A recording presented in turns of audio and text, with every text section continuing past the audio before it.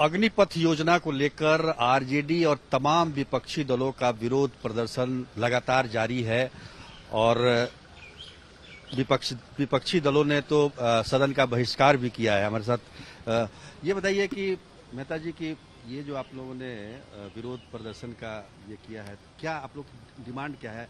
ये तो केंद्र का मामला है दरअसल देखा जाए। देखिए, ये निर्णय केंद्र का हो सकता है, लेकिन इसका प्रभाव पूरे देश में है और ये पहली घटना नहीं है। इसके पहले जातीय जनगणना भी तो केंद्र का ही निर्णय था, लेकिन इसी सदन ने सर्वसम्मति से उसको पास करके एक रिक्वेस्ट भेजा था कि आप इसको पूरे देश में कराइए। उसी तरह से ये जनहित का मामला है, युवा हित का मामला है, छात्र युवाओं के भविष्य के साथ खिलवाड़ किया जा रहा है। आपने एक साल में 2 करोड़ नौकरी देने का वादा करके आज 8 वर्ष हो गए। 16 करोड़ नौकरी मिलनी चाहिए थी, रोजगार मिलना चाहिए था, 1 करोड़ और घटा दिया गया और ऊपर से ये आप 4 वर्ष का ट्रेनिंग प्रोग्राम देने जा रहे हैं।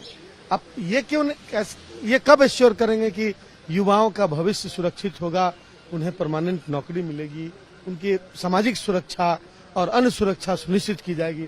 मैं कह रहा हूं कि ठेके पर नौकरी देने का मसला सिर्फ नहीं है, सिर्फ युवाओं का अहित नहीं हो रहा है, बल्कि देश की सुरक्षा ठेके पर दी जा रही है। ये उससे भी बड़ा चिंता का विषय है। इसीलिए पूरे विपक्ष ने एक सॉलिडेरिटी के साथ लगातार इस सत्र में इस बात की मांग की कि इस पर बहस कराई जाए सदन में।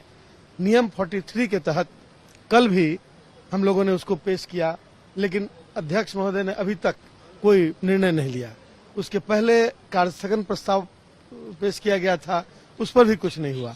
तो सवाल है कि जन सरोकारों को लेकर हम कहां पर बातें उठाएंगे? ये स्टैच्यूट ये जो व्यवस्था बनी हुई है प्रजातंत्र में, वो तो प्रजातंत्र का सबसे बड़ा ये मंदिर है, जहां के कस्टोडियन को इसको सुरक्षा देना चाहिए था इन मुद्दों को, दलीय भावनाओं से ऊपर उठकर। लेकिन हमें यह महसूस हो रहा है कि अध्यक्ष महोदय को बहुत रिलक्टेंस है इस सब्जेक्ट पर बहस कराने के, और जिधर उधर अन्य जो जिसकी प्राथमिकता कम है वैसे मुद्दों को लाकर बहस कराने की कोशिश हो रही है। तो यह खेदजनक है और डेमोक्रेसी में ऐसा प्रतीत होता है कि वोट ठग कर और उसका दुरुपयोग करने की कोशिश लगातार केंद्र के द्वारा की जा रही है। एक से एक कानून बदले जा रहे हैं, प्रजातांत्रिक भावनाओं को ठेस पहुंचाई जा रही है और राजनीतिक मूल्यों का हनन हो रहा है।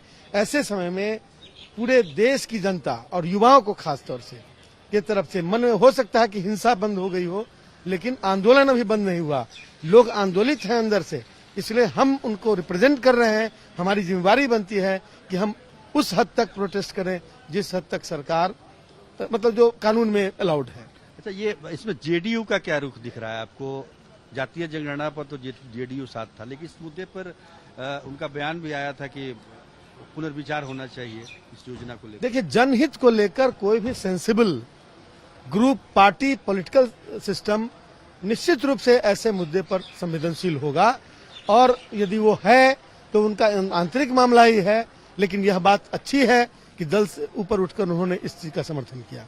दलीय भावना और ग्रुप जो गठबंधन है उनकी भावना से ऊपर उठकर समर्थन किया, और यह ज्यादा फेयर पॉलिटिकल मतलब एक्सरसाइज है। मैं समझता हूं कि जनहित का मामला देश हित के मामला के सामने किसी दल के हित का मामला बिल्कुल नहीं ठहरना चाहिए। तो कहाँ जेडीयू तो इस मुद्दे पर आपके साथ नहीं है? जैसे जातीय जनगणना पर साथ नहीं, साथ आपने तो देखिए, मैं कोई कंसेंसस नहीं बना रहा। ये अपनी अपनी पार्टियों की समझ है कि जनता के मुद्दों के साथ कौन जुड़ा रहना चाहता है। लेकिन जब ये बातें उठी थी तो निश्चित रूप से उस पार्टी से भी बयान आया था कि नहीं इसके समर्थन में। अब यहाँ पर क्या बाध्यता है, आपने सुना होगा सभी विपक्षी नेताओं ने, सभी माननीय विधायकों ने मांग की कि मुख्यमंत्री चुप्पी तोड़े। इसका क्या मतलब हुआ? इसका मतलब है कि आप खुल जाएं, क्लियर हो। क्लियरिटी नहीं आ रही। क्लियरिटी अपने अपनी सुविधा के हिसाब से आती है।